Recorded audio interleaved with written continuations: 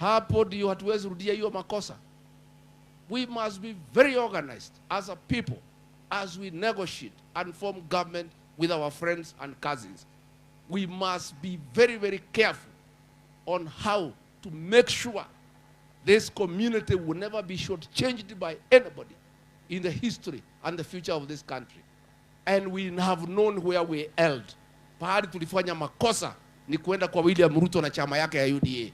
Hapo ndio alituchengea 9-0. We will never repeat that mistake. Katigu watu waitu. Netoka shokera mahitia mashio. Ya mwisho ndio tuende kwa mkutano. Mimi niseme mambo ya pombe haramu nilikuwa nimemaliza hapa Kinangop. Ni makatima. Imerudi haijarudi. Pombe imerudi kuua watoto wetu.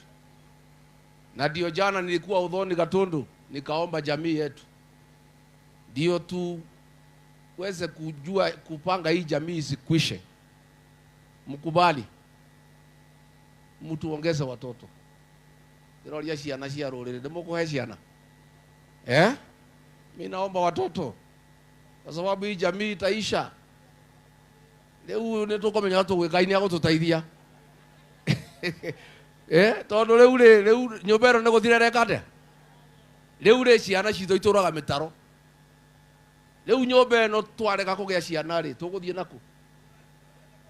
Ciana ni kirathimo. Na mimi nimwambia nyinyi msiogope kupata watoto. Mkitupatia kazi mimi nikuwe rais wa Kenya. Kitu ya kwanza ni kurudisha linda mama. Ndio wakina mama waende kusaidika bila malipo.